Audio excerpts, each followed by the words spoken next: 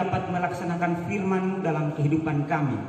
Kami berdoa Tuhan Yesus, tolong setiap pendengar yang menyaksikan, mengikuti akan ibadah ini, biarlah tidak ada satu orang pun yang tanpa ada berkat. Semuanya dapat berkat daripada pemberitaan firman pada malam hari ini. Di dalam nama Tuhan Yesus kami mohon Tuhan tutup bungkus kami. Ampuni segala dosa kami Tuhan. Dalam nama Tuhan Yesus kami berdoa. Amin. Baik, salam. Saya sangat bersukacita bisa mendapatkan kesempatan dari Tuhan Yesus untuk kembali berbagi kebenaran firman Tuhan pada malam hari ini. Baik saudaraku yang diberkati oleh Tuhan Yesus Kristus, malam hari ini kita akan merenungkan satu tema, siapakah kamu? Tema ini akan saya landaskan dalam pembacaan di dalam surat 1 Yohanes pasal 4 ayat 10 sampai ayat yang ke-11. Mari saya ajak kita membaca. Inilah kasih itu, bukan kita yang mengasihi Allah, tetapi Allah yang mengasihi kita dan mengutus anaknya sebagai pendamaian bagi dosa-dosa kita. Saudara-saudaraku yang kekasih, jikalau Allah sedemikian mengasihi kita, maka kita haruslah juga saling mengasihi. Baik saudaraku yang diberkati oleh Tuhan Yesus Kristus, siapakah kita? Pertanyaan ini merupakan pertanyaan klasik yang telah direnungkan sepanjang abad oleh para filsuf tentang siapa kamu. Dengan kata lain, jikalau saya menanyakan kepada saudara siapa kamu, maka tentu kita semua sepakat bahwa kita semua adalah manusia. Pertanyaan berikut adalah, apakah manusia itu? Maka ini adalah suatu pertanyaan yang harus kita lihat dengan teliti. Jikalau saya bertanya tentang apakah manusia itu, maka manusia menurut Anton Hoekema, dia membagi dalam dua pandangan, yakni yang pertama adalah dari segi antropologi idealistik dan yang kedua dari segi antropologi materialistik. Apa itu? Antropologi idealistik artinya filsafat yang memandang manusia itu yang paling terpentingnya adalah rohnya, idenya, sedangkan tubuh dianggap sebagai penjara roh. Jadi orang-orang yang menganut pandangan filsafat idealisme ini, mereka mengutamakan roh, tetapi mereka mengabaikan tubuh, jasmani mereka. Lalu kalau kita berbicara tentang pandangan daripada antropologi materialistik, itu berbicara tentang pandangan yang menekankan tentang keutamaan tubuh, lalu mengabaikan menyangkal akan keberadaan roh dan ide. Sebagai contoh, Karl Marx yang menganggap bahwa manusia itu tidak lebih penting daripada hanya sekedar makhluk ekonomi. Dan saudara yang diberkati oleh Tuhan Yesus Kristus, manusia dianggap sebagai makhluk yang harus memperjuangkan kesejahteraan dari yang namanya kaum proletar dan kaum borjuis. Itu ada pertentangan orang kaya dan orang miskin. Tetapi saudaraku yang diberkati oleh Tuhan Yesus Kristus, kalau kita membandingkan, maka filsafat atau pandangan tentang antropologi idealistik itu memandang tinggi roh, sedangkan pandangan antropologi materialistik itu memandang tinggi tubuh dan mengabaikan roh atau ide. Ini dua pandangan yang berat sebelah dan cacat. Maka bagaimana agar kita mendapatkan pandangan yang komprehensif atau sempurna? Untuk kita mendapatkan pandangan yang komprehensif dan secara sempurna, maka kita harus menyelidiki kitab suci. Mengapa kitab suci? Kitab suci adalah satu-satunya sumber untuk kita mengerti secara tuntas jawaban atas pertanyaan, siapa kamu? Apakah manusia itu? Saudara yang diberkati oleh Tuhan Yesus Kristus, kitab suci mengatakan bahwa manusia adalah makhluk yang diciptakan menurut gambar dan rupa Allah. Sebagai makhluk yang diciptakan menurut gambar dan rupa Allah, maka manusia memiliki ketergantungan penuh terhadap pencipta. Bahkan kita semua manusia membutuhkan kasih Allah. Mengapa kita membutuhkan kasih Allah? Karena kita semua adalah orang-orang berdosa. Di dalam Roma 3 ayat 23 katakan, karena semua orang telah berbuat dosa dan telah kehilangan kemuliaan Allah.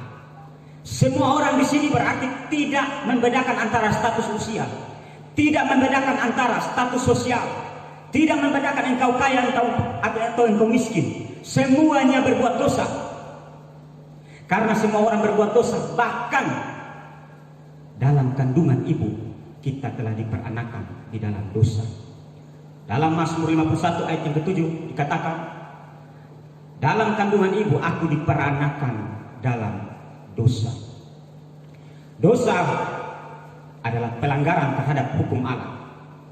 Dosa mengakibatkan kita terputus hubungan relasi yang baik dengan Tuhan. Dosa mengakibatkan manusia menjadi seteru Allah. Menjadi seteru Allah artinya manusia menjadi musuh Allah. Tadinya manusia yang adalah manusia yang diciptakan menurut gambar dan rupa Allah, memiliki hubungan relasi yang baik dengan Tuhan. Tetapi karena akibat kejatuhan manusia ke dalam dosa, maka hubungan yang tadinya baik berubah seketika. Manusia menjadi seteru Allah, menjadi musuh Allah. Akibat manusia menjadi musuh Allah, maka manusia menjadi hamba dosa. Hamba dalam bahasa Yunani disebut doulos. Doulos hanya taat kepada Tuhan. Doulos tidak memiliki hak apapun. Haknya telah diambil oleh tuannya.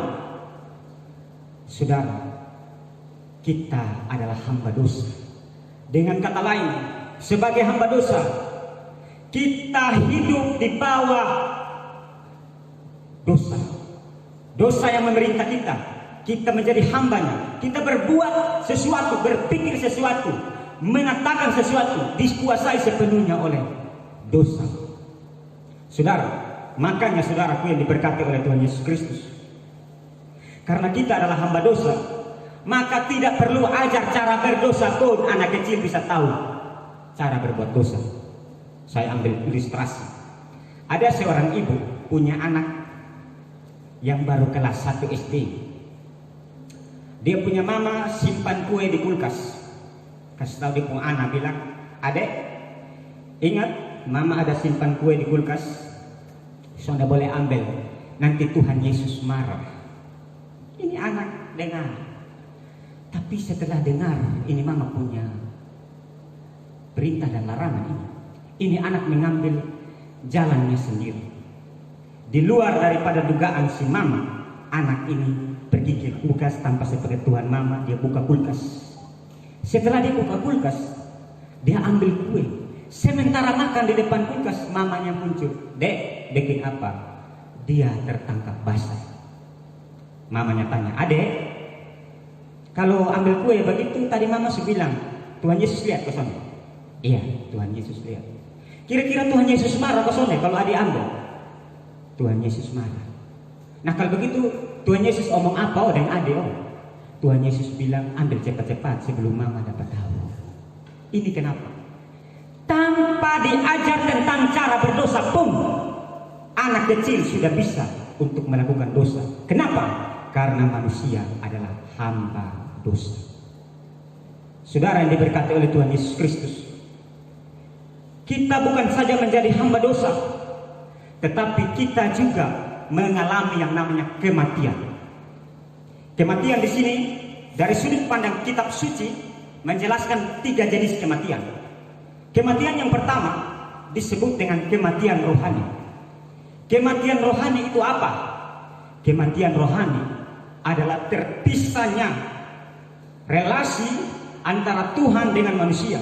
Saudara perhatikan kisah di Taman Eden. Pada waktu sebelum manusia jatuh ke dalam dosa, manusia memiliki hubungan yang baik dengan Tuhan. Tetapi ketika manusia jatuh ke dalam dosa, hubungan manusia yang tadinya baik, yang tadinya harmonis, terpisah. Akibatnya manusia diusir dari Taman Eden. Itu dapat kita baca di dalam Kejadian pasal 3 ayat yang ke-23. Lalu Tuhan Allah mengusir dia dari Taman Eden supaya ia mengusahakan tanah dari mana ia diambil. Saudara, ini adalah kematian secara rohani. Saudara, mungkin saudara berpikir, waktu Adam dan Hawa makan itu buah kan mereka tidak langsung mati kan? Ya, tidak langsung mati. Padahal Tuhan berfirman bahwa jangan sekali-sekali makan buah itu. Jangan makan buah itu, nanti kamu mati. Tetapi mereka tidak mati langsung. Mereka mengalami kematian yang pertama, disebut dengan kematian secara rohani. Saudaraku yang diberkati oleh Tuhan Yesus Kristus, setiap kita terlahir sebagai mayat-mayat rohani. Kita terlahir dalam keadaan mati secara rohani.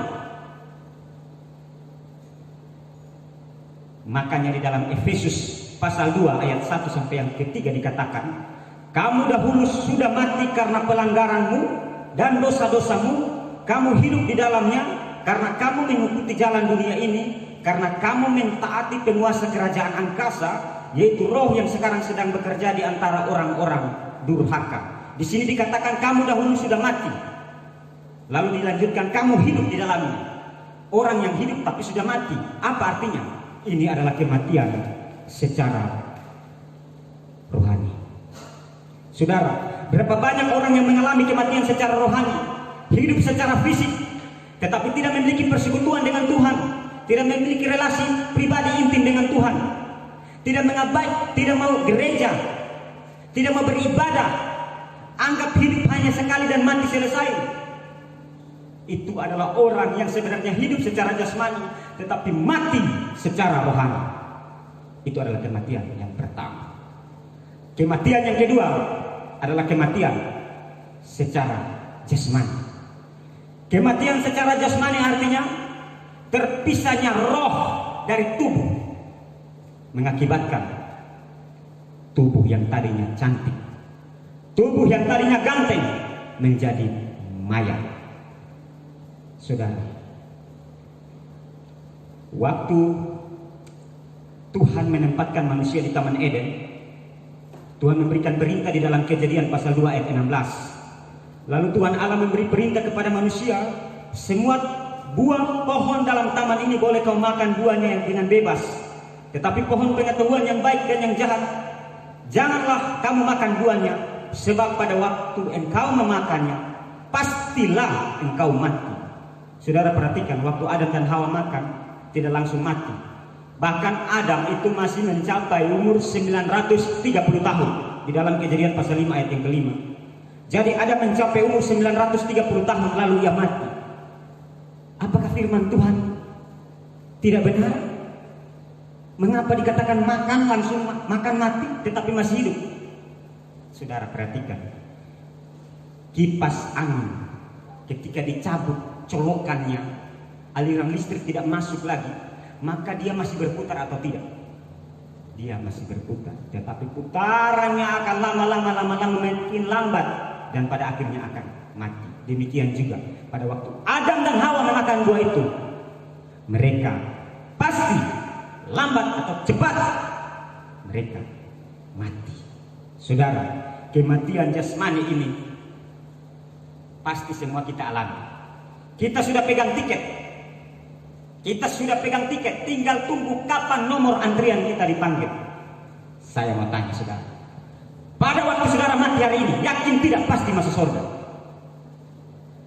Yakin atau tidak? Alangkah malangnya kalau sekian lama saudara menjadi Kristen, tetapi tidak memiliki keyakinan keselamatan. Malang sekali saudara. Saudara yang diberkati oleh Tuhan Yesus Kristus, kematian jasmani itu pasti akan terjadi dan tidak bisa ditunda dan tidak bisa ada yang tipu-tipu cara tunda kematian. Saya ambil ilustrasi To'o dan malaikat maut. Satu hari malaikat maut datang ke To'o. Ini ilustrasi. Malaikat maut bawa nama, daftar nama yang ada 40 nama yang hari itu akan mati. Beda jam saja. Malaikat maut datang di To'o. Salam. Malaikat maut Salom To'o. Oh Salom, labe ya? Karmana? Oh. Ini ada mau kasih tahu nama-nama yang akan mati nih. Duduklah. Malaikat maut duduk Lalu To'o ini mulai pikir caranya bagaimana supaya dia bisa terbebas dengan. Oh malaikat maut, beta pun nama urutan berapa? Saya pun nama urutan berapa? Oh To'o kebetulan ini To'o punya nama urutan 1. Jadi To'o yang pertama. Oh To'o langsung sok. To'o pakai cara.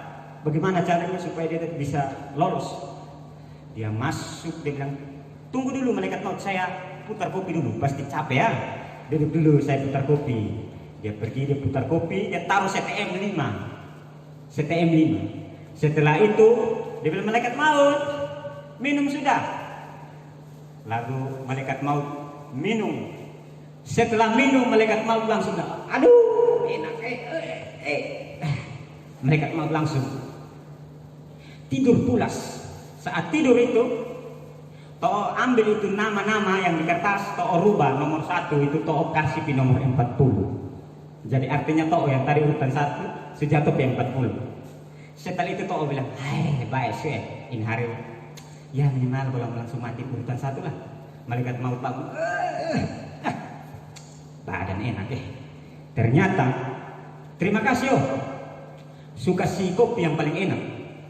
To'o memang luar biasa, jempol. Sebagai rasa terima kasih, ini hari saya tidak panggil dari nomor 1 yang mati, tapi dari nomor 40. Artinya apa? Tidak ada yang bisa tunda kematian.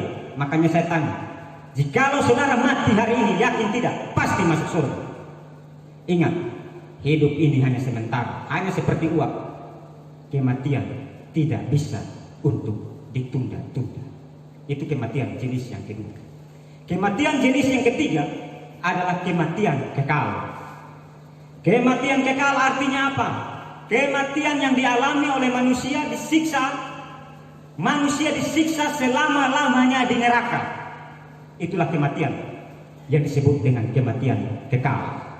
Saudara, di dalam Matius pasal 24 ayat 41 dikatakan, dan ia berkata juga kepada mereka yang di sebelah kirinya, "Enyala dari hadapanku, hai kamu orang-orang terkutuk, enyala ke dalam api yang kekal, yang telah disediakan iblis dan malaikat-malaikatnya."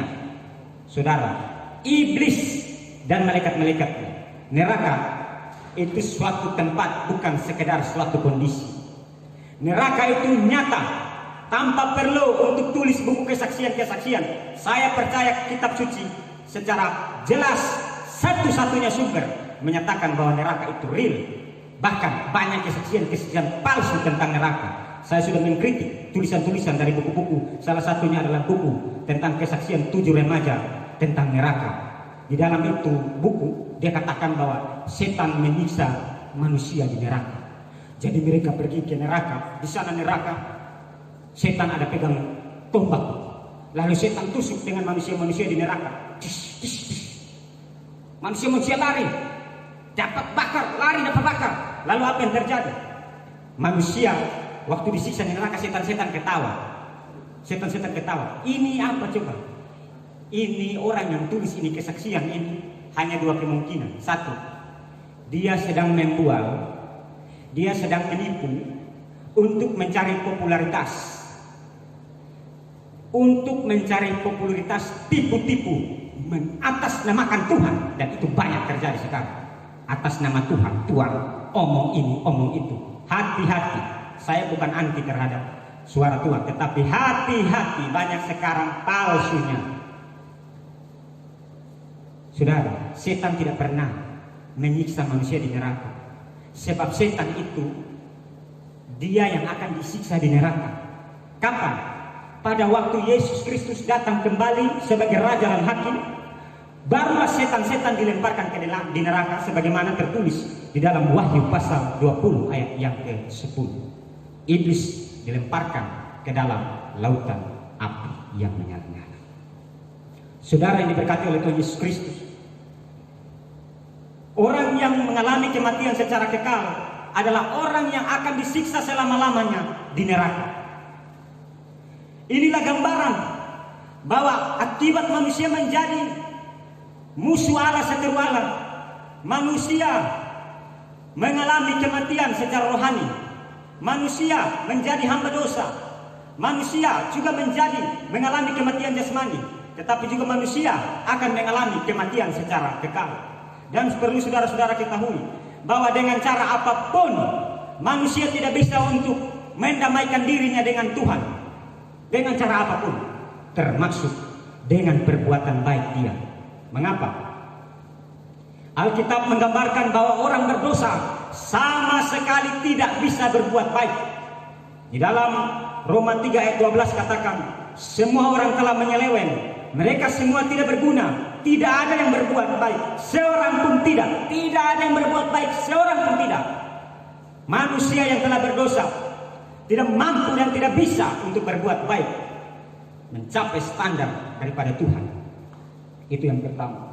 Yang kedua, Alkitab menggambarkan bahwa perbuatan manusia yang baik pun, kalau tanpa dilakukan dalam iman kepada Kristus, adalah dosa. Itu dapat kita baca di dalam Roma 14 ayat 23b. Dan segala sesuatu yang tidak berdasarkan iman adalah dosa. Dan segala sesuatu di sini termasuk dengan perbuatan baik yang tidak dilakukan berdasarkan iman kepada Kristus adalah dosa. Saudara, mungkin saudara berpikir, berbuat baik dosa, tidak berbuat baik dosa, lebih baik tidak buat apa-apa saja. Tapi kalau saudara pikir begitu, maka itu juga dosa. Kenapa? Yakobus pasal 4 ayat 17 katakan, jadi jika seorang tahu bagaimana ia harus berbuat baik, tetapi ia tidak melakukannya, ia berdosa. Jadi maju kena, mundur kena, tetap di tempat kena, dosa, semuanya berdosa. Yang ketiga, Alkitab menggambarkan bahwa kebaikan kita sama seperti kain kotor di hadapan Tuhan. Yesaya 64 ayat 6a. Demikianlah kami sekalian seperti seorang najis, dan segala kesalehan kami seperti kain kotor. Garis bawahi kata kain kotor.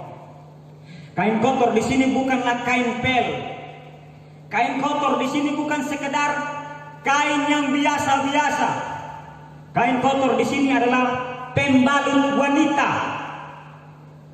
Kenapa? Pada zaman itu, zaman Nabi Yesaya, zaman Perjanjian Lama, zaman Alkitab ini, belum ada yang namanya pembalut-pembalut modern sebagaimana Softex, Kotex, L'Oreal, Wings, dan lain-lain. Mereka pakai kain sebagai pembalut. Yesaya menggambarkan bahwa segala kesalehan kami sama seperti kain kotor, artinya sama seperti pembalut. Jadi dengan cara tiket ini yang menjijikan, saudara mau mendamaikan diri saudara dengan Tuhan? Saya tanya, mau mendamaikan dengan Tuhan? Dengan cara kebaikan pun tidak bisa. Maka satu-satunya cara adalah Tuhan Allah sendiri yang harus mendamaikan dirinya dengan kita. Tidak ada cara lain. Dan pendamaian itu adalah inisiatif daripada Tuhan melalui Kristus yang mendamaikan kita. Bagaimana cara Allah menyatakan, bagaimana cara Allah mendamaikan dirinya dengan kita? Bagaimana cara Allah menyatakan kasihnya kepada kita? Allah menyatakan kasihnya kepada kita melalui Yesus Kristus. Melalui Kristus, saudaraku yang diberkati Kristus, Tuhan Yesus. Melalui Kristus Allah membuka pintu pendamaian kepada umat manusia. Sehingga di dalam Yohanes pasal 3 ayat 16 dikatakan, karena begitu besar kasih Allah akan dunia ini, sehingga ia telah mengurniakan anaknya yang tunggal, supaya setiap orang yang percaya kepadanya tidak binasa, melainkan beroleh hidup yang kekal. 1 Yohanes pasal 4 ayat yang ke-10. Inilah kasih itu, bukan kita yang mengasihi Allah, tetapi Allah yang mengasihi kita dan mengutus anaknya sebagai pendamaian bagi dosa-dosa kita. Saudaraku yang diberkati oleh Tuhan Yesus Kristus, Yesus adalah pendamai kita satu-satunya. Yesus adalah perantara kita satu-satunya untuk kita berdamai dengan Tuhan. Tidak ada perantara lain di luar Kristus. Makanya saudara, sangat menarik di dalam Injil Lukas pasal 2 ayat 13 sampai ayat 14. Di situ diceritakan pada waktu Kristus lahir, Malaikat-malaikat berseru, bernyanyi, kemuliaan bagi Allah di tempat yang maha tinggi dan damai sejahtera di antara manusia yang berkenan kepadanya. Apa artinya, saudara? Artinya adalah Yesus adalah satu-satunya pendamaian itu telah datang ke dalam dunia. Dia yang adalah Allah, pribadi kedua Allah, Yesus Kristus datang ke dunia dalam rupa insan tanpa dosa, saudaraku. Allah sendiri dalam rupa insan. Menarik untuk diperhatikan bahwa waktu malaikat menyanyikan pujian ini, keadaan waktu itu di dalam Injil Lukas di Perjanjian Baru, Israel sementara berada di bawah penjajahan bangsa Romawi. Israel sementara berada di bawah penjajahan Romawi, dan kaisar yang berkuasa pada waktu Kristus lahir namanya Kaisar Agustus. Mari kita lihat ayatnya di dalam Lukas pasal 2 ayat yang ke-1. Pada waktu itu Kaisar Agustus mengeluarkan suatu perintah menyuruh mendaftarkan semua orang di seluruh dunia. Semua dunia, seluruh orang. Itu ke Agustus yang berkuasa, Kristus lahir. Agustus, saudaraku yang diberkati oleh Tuhan Yesus, adalah kaisar yang merencanakan suatu program yang disebut dengan Pax Romana. Pax Romana artinya damai Romawi. Perlu saudara ketahui bahwa Kekaisaran Romawi itu negara yang sangat-sangat luas. Itu terbentang dari Rusia, Turki, Syria, Israel, Mesir, Tunisia, Aljazair, Maroko, Bulgaria, Yugoslavia, Italia, Spanyol, Prancis, Jerman, Belanda, Inggris, dan lain-lain. Itu wilayahnya, dan lain-lain luas. Dan wilayah-wilayah ini bisa juga akan terjadi yang namanya pemberontakan dan juga pertumpahan darah melalui perang. Makanya ada satu program daripada Kaisar Agustus, yaitu Pax Romana, damai Romawi, yaitu Roma dibuat suatu program untuk mendamaikan seluruh wilayah-wilayah itu. Dan saudara tahu, Pax Romana, damai Romawi berhasil menciptakan suasana damai. Berapa tahun?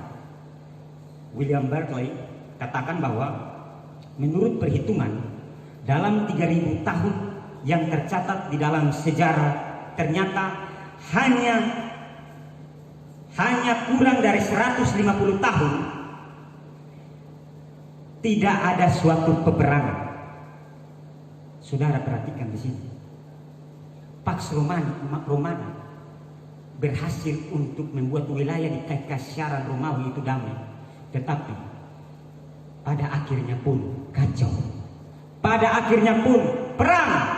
Kenapa? Karena Pax Romana atau damai Romawi itu tidak mampu untuk menyelesaikan akar persoalan. Akar persoalan itu adalah dosa. Dan program itu tidak menyentuh akar persoalan. Kelihatan damai tapi hanya sementara. Kelihatan damai tetapi hanya bersifat luarnya, tidak masuk sampai pada akar persoalan. Itulah alasan terbesar kenapa harus Kristus datang ke dunia. Dia harus datang untuk menyelesaikan yang namanya akar persoalan, yakni dosa. Sehingga Kristus ketika datang, kemuliaan bagi Allah, damai sejahtera di antara manusia yang berkenan kepadanya. Itu alasan terbesar Kristus harus datang demi saudara dan saya. Yesus menjadi pendamaian bagi kita. Sehingga saudaraku yang diberkati oleh Tuhan Yesus Kristus, sebagai pendamaian, kita yang terima Kristus sebagai Tuhan dan Juru Selamat, bagi kita sudah didamaikan dengan Allah. Tetapi yang tolak Kristus, dia masih tetap adalah seteru Allah. Dia juga adalah hamba dosa, dan dia mengalami kematian rohani, akan mengalami kematian jasmani, dan terakhir masuk neraka dalam kematian kekal. Tetapi saudaraku, ketika menerima Kristus sebagai Tuhan dan Juru Selamat, maka status kita bukan lagi hamba dosa, tetapi hamba Kristus, hamba kebenaran. Walaupun kita mati secara fisik, tetapi roh kita menerima kehidupan kekal dalam rumah Bapa yakni surga. Itu yang membedakan Kristen dengan yang lainnya. Saudara yang diberkati oleh Tuhan Yesus Kristus, pendamaian adalah inisiatif Allah. Sehingga setiap orang yang percaya, dan garis bawah ini, percaya kepada Kristus, pasti diselamatkan. Di dalam Efesus pasal 2 ayat 8 sampai 9 dikatakan, sebab karena kasih karunia kamu diselamatkan oleh iman. Itu bukan hasil usahamu, tetapi pemberian Allah. Itu bukan hasil pekerjaanmu. Jangan ada orang yang menegakkan diri. Jangan ada orang yang menegakkan diri. Keselamatan yang kita terima bukan karena usaha, bukan karena kita, bukan karena kemampuan kita, tetapi murni adalah kasih karunia dari Tuhan. Sola gratia, hanya anugerah Tuhan, dan kita terima hanya melalui iman kepada Kristus sebagai Tuhan dan Juru Selamat. Roma 3 ayat 27 sampai 28 katakan, jika demikian apakah dasarnya untuk bermegah? Tidak ada. Berdasarkan perbuatan? Tidak, melainkan berdasarkan iman. Karena iman kami yakin bahwa manusia dibenarkan karena iman dan bukan karena melakukan hukum Taurat. Iman juga saudaraku yang diberkati oleh Tuhan Yesus, bukanlah iman yang sembarang iman. Iman yang dimaksud di sini bukan iman yang bersifat hanya di akal. Ada orang yang punya iman tapi imannya itu hanya gantung di akal kognitif. Apa itu? Orang yang punya iman hanya berdasarkan akal, dia percaya Yesus itu ada, pernah lahir, tetapi dia tidak membuka hatinya untuk menerima Kristus sebagai Tuhan dan Juru Selamat. Iman seperti ini ada pada ahli-ahli Taurat. Ingat, pada waktu Kristus lahir mereka bahkan tahu di mana Kristus akan lahir, di kota mana. Mereka tahu, tetapi apakah mereka menerima dia sebagai Tuhan dan Juru Selamat, sebagai Mesias? Tidak. Ini iman berdasarkan akal. Bahkan saudara percaya Tuhan itu ada, setan-setan juga percaya. Mau bukti? Saya bukakan di dalam Yakobus pasal 2 ayat 19. Engkau percaya bahwa hanya ada satu Tuhan Allah, itu saja baik. Tetapi setan-setan pun percaya akan hal itu dan mereka gemetar. Mereka percaya. Kalau saudara percaya Tuhan ada, itu baik, tapi setan-setan juga percaya itu dan mereka gemetar. Makanya kalau ada orang yang tidak percaya Kristus sebagai Tuhan dan Juru Selamat, mereka lebih kesetanan daripada setan, saudara. Saudara diberkati oleh Tuhan Yesus Kristus. Iman juga bukan hanya iman sementara. Apa artinya iman sementara? Iman hanya percaya Yesus pas mau dapat mujizat. Berapa banyak orang yang gantung imannya hanya pada hal-hal sementara. Sakit, percaya, yakin kepada Tuhan. Apakah iman seperti itu? Itu iman yang bersifat sementara. Ketika dapat kesembuhan, meninggalkan akan Kristus. Itu bukan iman yang dewasa. Ini iman yang bersifat sementara. Iman yang sejati apa?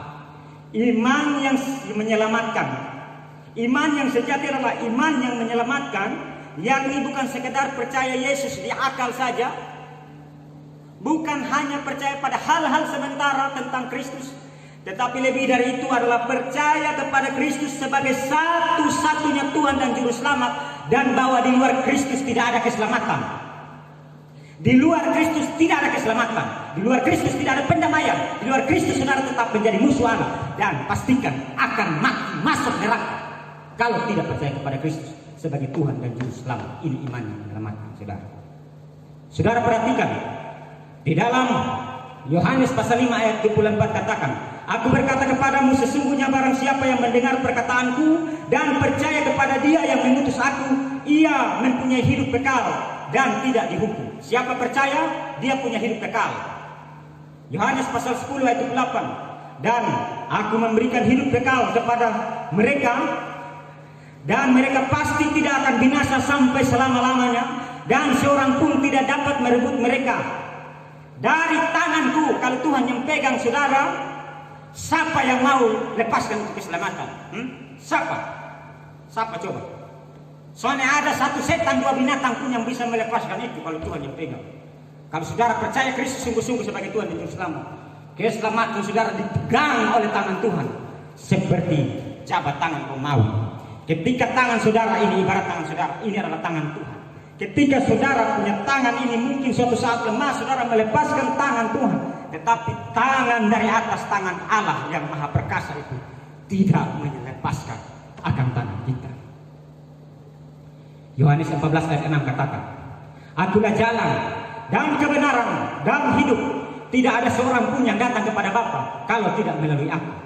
Kisah 4 ayat 12. Dan keselamatan tidak ada di dalam nama siapapun juga selain di dalam nama Dia, sebab di bawah kolong langit ini tidak ada nama lain yang diberikan kepada manusia yang olehnya kita dapat diselamatkan. Tegas kita sampaikan, Kristus adalah satu-satunya pendamaian. Melalui Kristus Allah mendamaikan kita yang dulunya seteru menjadi sahabat. Saudara, ini sangat penting bagi kita. Lalu yang ketiga, bagaimana sikap kita setelah menerima kasih Allah? Setelah saudara percaya Yesus sebagai Tuhan dan Juru Selamat, bagaimana sikap saudara? Ingat saudara, iman yang sejati itu iman yang hidup, bukan iman mati. Ketika percaya Yesus, terima Roh Kudus. Efesus 1 ayat 13. Di dalam Dia kamu dimeteraikan dalam Roh Kudus. Ketika terima Roh Kudus kasih yang namanya buah roh, kasih, sukacita, kelemah-lembutan dan seterusnya. Artinya Roh Kudus itu membuat iman saudara bukan jadi iman yang mati, tetapi iman yang hidup. Nah, kalau iman yang hidup itu bagaimana caranya kita dapat menerapkan? Setelah kita menerima kasih Allah, caranya bagaimana? Dalam konteks 1 Yohanes pasal 4 ayat 11 dikatakan, saudara-saudaraku yang kekasih, jikalau Allah sedemikian mengasihi kita, maka haruslah kita saling mengasihi. Saling mengasihi di sini dalam konteks surat ini ditulis saling mengasihi sebagai saudara-saudara seiman. Dikatakan kita saling mengasihi, saudara-saudaraku. Di dalam Galatia 6 ayat 10 dikatakan, karena itu selama masih ada kesempatan bagi kita, marilah kita berbuat baik kepada semua orang, tetapi terutama kepada kawan-kawan seiman kita. Berbuat baik kepada semua orang itu penting, tetapi terutama bagi saudara-saudara, kawan-kawan seiman kita. Bagaimana caranya kita menerapkan ini? 4 tips, 4 cara. 1. Saling menguatkan dalam iman kepada Kristus yang adalah Tuhan dan Juru Selamat. Saudaraku yang diberkati oleh Tuhan Yesus Kristus, waktu Yohanes tulis ini surat, Yohanes sementara berhadapan dengan satu ajaran sesat namanya Gnostik. Gnostisisme adalah suatu ajaran sesat yang mengajarkan bahwa dunia ini Allah, ada yang namanya Allah Perjanjian Lama beda dengan Allah yang sejati. Allah Perjanjian Lama itu Allah yang jahat, Allah yang tidak memiliki rasa kasih. Sedangkan Yesus Kristus itu Dia tidak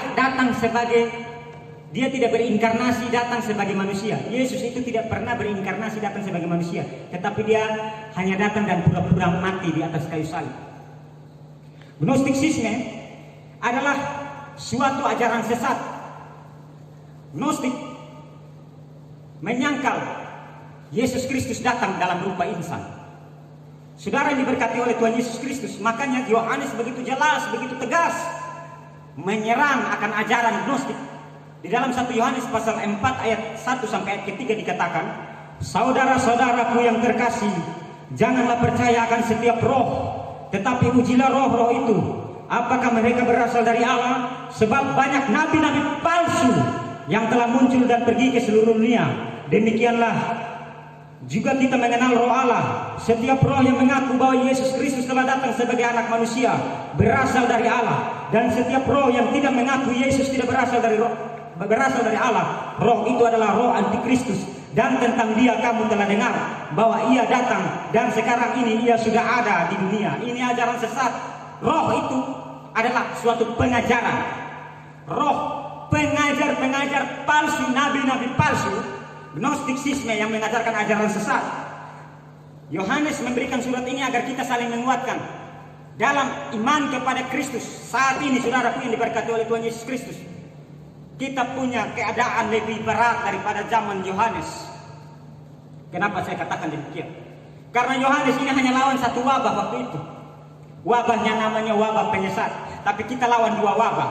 Wabah yang pertama adalah wabah COVID-19, Corona. Tetapi wabah yang kedua adalah wabah penyesat. Saudara, untuk menghadapi ini dua wabah ini rahasianya satu, yakni kita tekun belajar firman Tuhan dan kita saling menguatkan dalam iman kepada Kristus yang adalah Tuhan dan Juru Selamat. Perhatikan di dalam kisah 2 ayat 24 dikatakan, kisah 2 ayat 42 dikatakan, mereka bertekun dalam pengajaran rasul-rasul dan dalam persekutuan. Saudara, zaman itu belum ada Alkitab, tetapi mereka bertekun dalam pengajaran rasul-rasul, pengajaran yang sesuai dengan ajaran daripada rasul berdasarkan kitab suci. Saudara yang diberkati oleh Tuhan Yesus Kristus, banyak sekarang nabi-nabi palsu yang omong tentang corona. Salah satu adalah bualan putar balik daripada Incipto. Dia omong bilang begini. Saya kasih contoh, dia punya gaya omong. Saudara-saudaraku, bulan Februari 2019 Tuhan suruh saya pergi ke Kutub Utara. Di sana saya berjumpa dengan satu tempat kecil sekali ruangannya. Di situ ternyata adalah tempat pembuatan virus corona, ruangannya kecil. Saya disuruh Tuhan untuk berperang di sana. Saya jalan saljunya sampai sini, saya jalan, saya suruh berperang di Kutub Utara. Saya rasa, aduh Tuhan, saya tidak mampu. Tapi Tuhan bilang, kamu harus lakukan ini. Lalu setelah dilihat, wah, kami berang, maju tidak. Akhirnya perang. Oh, ternyata saya lapar sekali. Saat lapar itu saya pikir, aduh, dia jalan dan dia ketemu orang Cina yang ada sementara jual dengan mie rebus. Lalu dia bilang, mie-nya berapa? Lalu ini orang Cina bilang 150.000. Wow, mie satu bungkus nih sama dengan 150.000. Mie termahal menurut dia. Dia bilang begini, kalau kita mie sedap, mie Indomie, mie selera pedas dan lain sebagainya murah, tapi mie di Kutub Utara ini mahal sekali. Tapi mau tidak mau saya harus beli karena saya lapar, makan habis. Tuhan suruh saya perang. Dan saudara tahu, dia katanya disuruh Tuhan untuk pergi ke Kutub Utara. Apakah benar? Nabi palsu. Saudara, hati-hati. Banyak sekali orang-orang yang omong tentang COVID-19, segala sesuatu, tapi perlu saudara cek, ujilah setiap roh itu.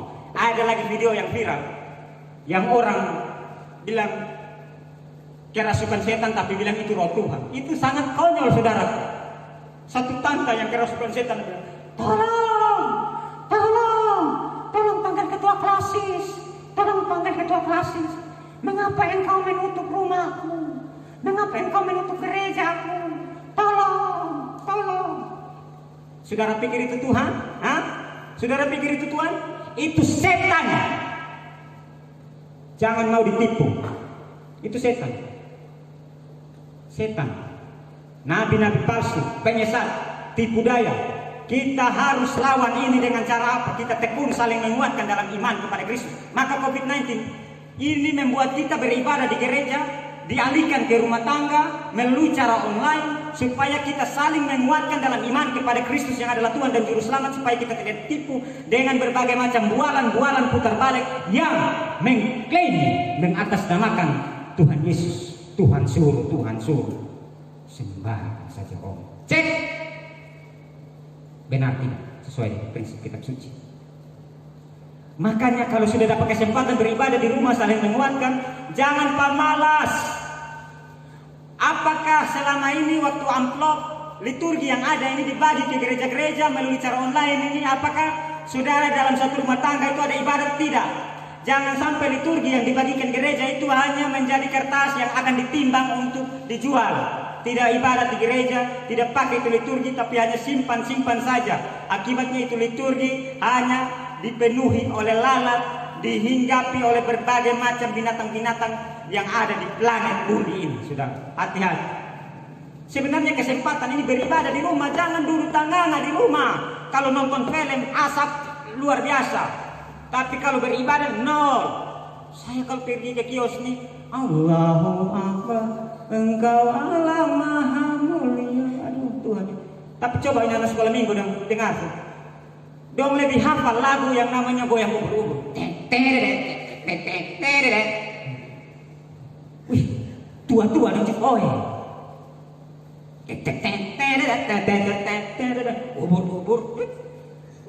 Soalnya kasih belajar ini anak-anak dong lagu sekolah minggu. Orang tua di koe. Sebenarnya belajar di rumah. Saudara, kalau perkembangan modern cepat, ubur-ubur tahu, yang inul daras tista dan lain sebagainya hafal luar kepala. Tapi kalau belajar kita malas, baru buka, mengantuk. Itu obat tidur kok. Obat tidur kok. Saling menguatkan dalam iman kepada Tuhan Yesus yang adalah Tuhan dan Juru Selamat. Yang pertama. Yang kedua, saling melengkapi dalam melayani pekerjaan Tuhan.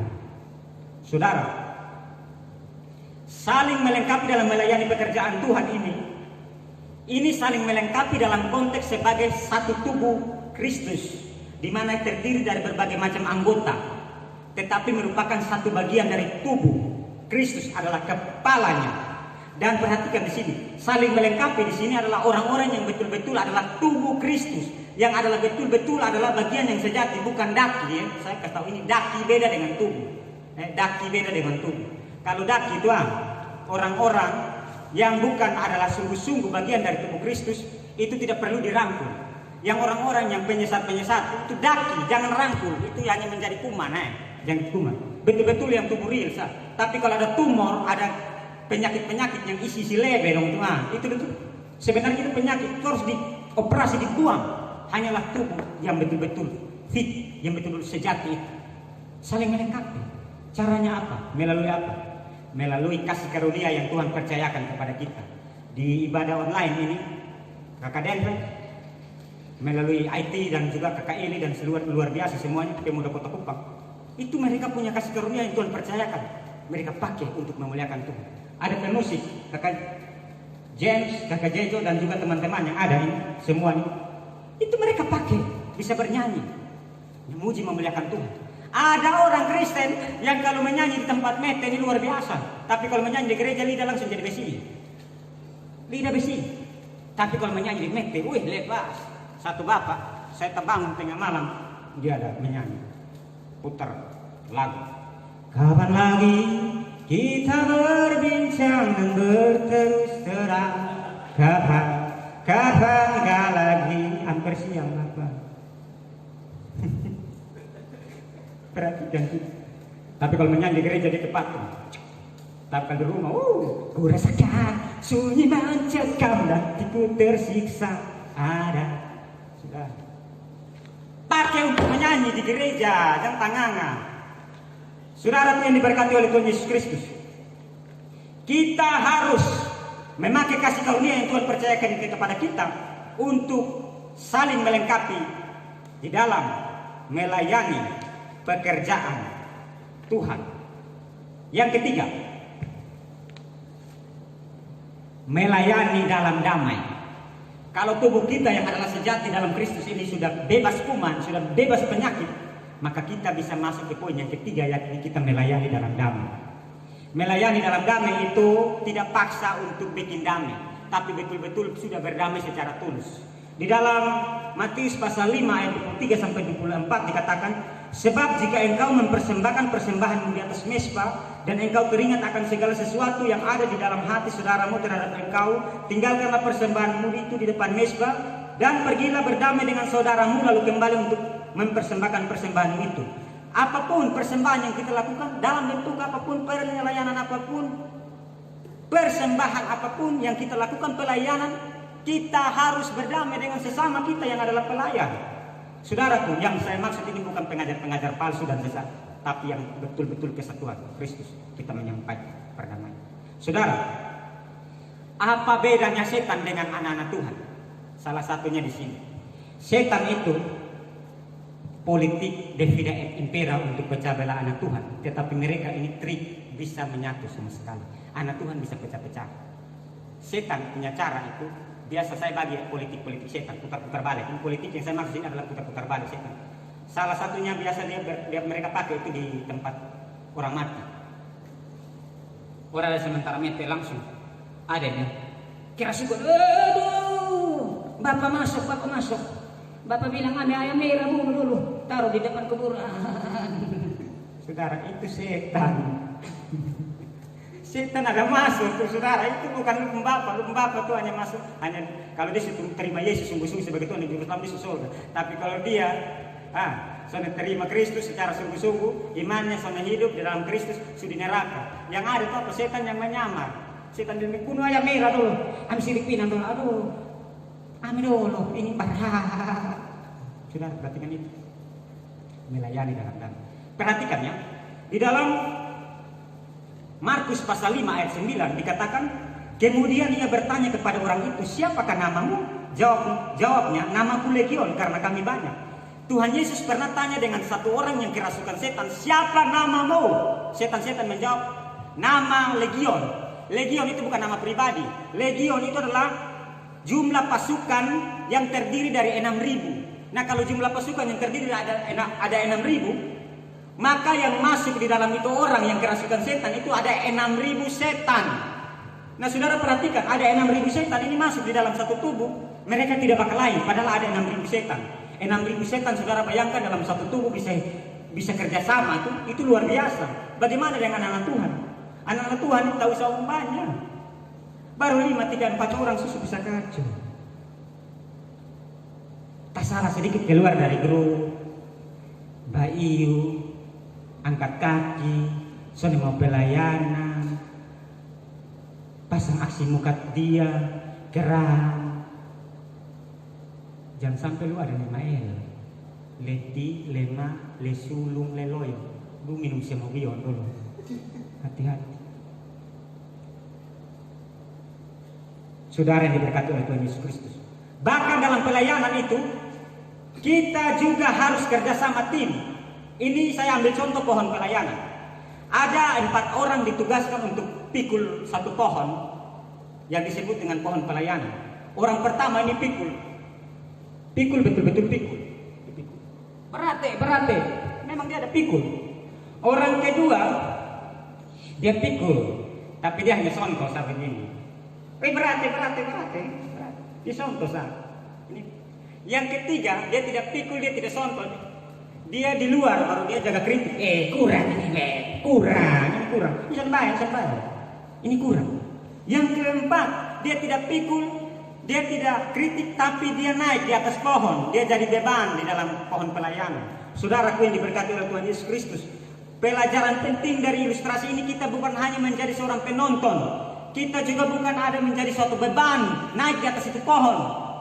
Kita juga bukan hanya sonto lalu bikin berat, tetapi kita sama-sama nanggung beratnya, sama-sama siap untuk memikul salib, sama-sama siap untuk maju dalam melayani akan Kristus yang adalah Tuhan dan Juru Selamat kita. Dan yang keempat adalah saling menolong sesuai kebutuhan. Saudara-saudaraku, kalau ada orang sesama kita yang percaya kepada Kristus yang melakukan kesalahan, maka tugas kita menegur dengan cara yang lemah lembut, dengan cara kasih, tetapi dengan prinsip yang sesuai dengan kebenaran firman Tuhan. Saudara-saudaraku, kalau ada orang yang merupakan sesama kita yang membutuhkan akan pertolongan, katakanlah dia butuh makanan, dia butuh minuman, dalam keadaan corona seperti ini, mungkin dia ada butuh masker. Saudara punya masker ada 10, tapi saudara bilang satu saya di sini juga ada pakai. Berbagilah dengan orang-orang yang membutuhkan. Gereja-gereja memberikan berkat Tuhan yang ada kepada jemaat-jemaat yang membutuhkan akan pertolongan. Sebagai orang-orang Kristen, kita bukan hanya omong tentang bagaimana berbuat baik, tetapi kita juga harus melakukan perbuatan baik. Sebab iman tanpa perbuatan pada hakikatnya adalah mati. Yakobus pasal 2 ayat 15-17 katakan demikian. Jika seorang saudara-saudari tidak mempunyai pakaian dan kekurangan makanan sehari-hari, dan seorang dari antara kamu berkata, selamat jalan, kenakanlah ikan panas dan makanlah sampai kenyang, tetapi ia tidak memberikan kepadanya apa yang perlu bagi tubuhnya, apakah gunanya itu? Demikian juga halnya dengan iman. Jika iman tidak disertai dengan perbuatan, maka iman itu pada hakikatnya adalah mati. Iman itu harus dibuktikan melalui perbuatan. Ilustrasi seorang tuan dan seorang pembantu. Suatu hari Tuan menghayal, ini Tuan ya, pembantu Tuan menghayal. Aduh, coba beta dapat doi 4M baik. Coba saya dapat uang 4 miliar baik. Pembantu bilang, Tuan, kalau Tuan dapat 4M, Tuan mau kasih siapa? Tuan bilang, kalau saya dapat 4M, 1M saya kasih ke satu nenek yang sudah mau mati di rayon 1. 1M saya kasih di satu nenek punya bak yang sudah mau mampus atau sudah mau mati mungkin besok di rayon 3. 1M lagi saya kasih di rayon 9. Itu soalnya nikah-nikah. Mungkin dia sudah lagi sedikit sudah SD. Saya kasih di dia. Terus 1M lagi Tuan kasih siapa? 1M saya kasih siapa? Saya kasih ini. Saya kasih kamu toh. Dia bilang begitu. Itu aneh. Penjulas deh. Masa kau Tuan kasih kotong semua 1-1M.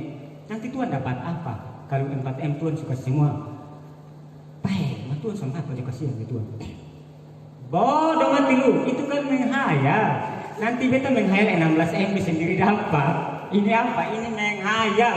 Bantu orang soalnya perlu menghayal. Bukan apa yang soalnya ada, tapi apa yang ada itu yang kita kasih. Apa yang baik, tidak. Itu yang kita kasih. Bukan tidak ada yang kita mau kasih. Pikir bagaimana. Yang ada yang kita kasih. Saudara, penekanan dari ilustrasi ini adalah jangan menghayal untuk memberi bantuan dengan apa yang tidak ada pada saudara, tetapi lakukanlah apa yang ada pada saudara. Berilah apa yang ada pada saudara.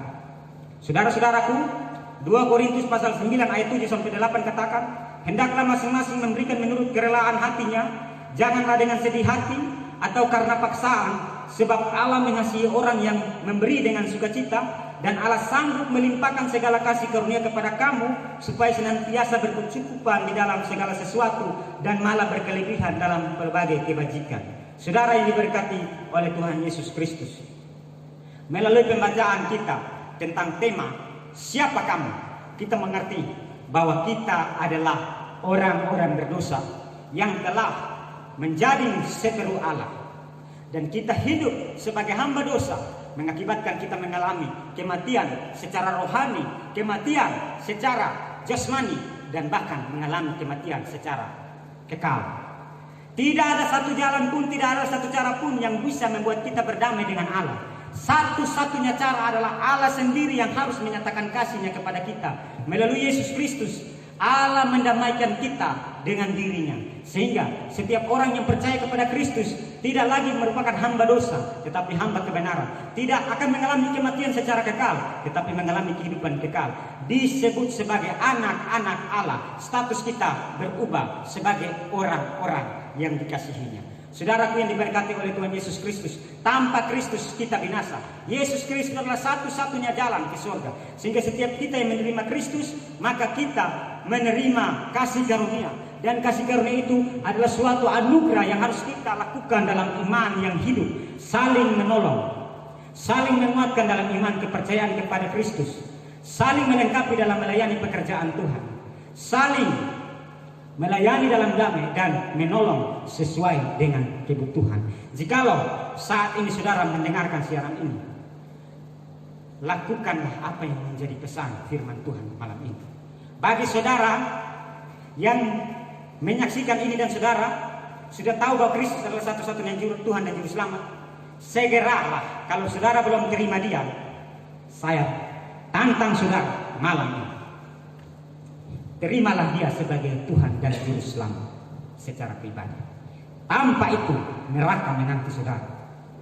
Saya tidak menakut-nakuti, tetapi kalau tidak mengambil keputusan di dunia ini, tidak mengambil waktu, tidak mengambil komitmen untuk terima undangan ini, maka pada waktu kedatangan Kristus yang datang kedua kali, yang datang kembali, Kristus akan katakan, enyalah kamu kemari, sebelum dapat kalimat enyalah kamu.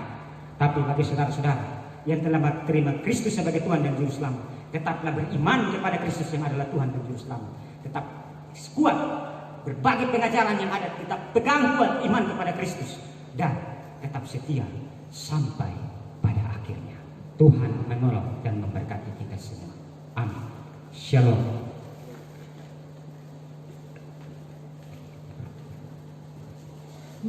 terima kasih kepada Kak Vanceleka yang telah memberitakan firman Tuhan pada malam hari ini. Ingat bahwa pada hakikatnya kita adalah manusia berdosa, hanya karena oleh kasih karunia dari Allah Bapa kita beroleh keselamatan. Dan apa yang kita peroleh hari ini semua hanya atas berkah dari Allah. Jadi jangan tinggal terus dalam dosa, tapi marilah kita bertumbuh dalam iman kita kepada Kristus dan pakai hidup kita untuk melayani Dia. Kita akan masuk dalam doa syafaat. Marilah sama-sama kita doakan. Yang pertama untuk pemerintah kita, negara kita tercinta Indonesia, dari pemerintah tertinggi sampai terendah, untuk Provinsi Nusa Tenggara Timur, dan untuk kota kita tercinta, Kota Kupang. Agar sekiranya Tuhan Yesus senantiasa melengkapi kita semua sekalian. Dan juga kita berdoa juga buat gereja Kota Kupang, kiranya Tuhan Yesus senantiasa memberkati dari MJH dan juga seluruh jemaat yang ada. Dan jangan lupa untuk mendoakan keadaan kita sekarang yang sedang dalam keadaan pandemi COVID-19, kiranya Tuhan Yesus senantiasa memberkati walaupun dalam keadaan seperti ini, tapi kita jangan berputus asa dan terus berkeyakinan kepada Tuhan Yesus Kristus. Kita angkat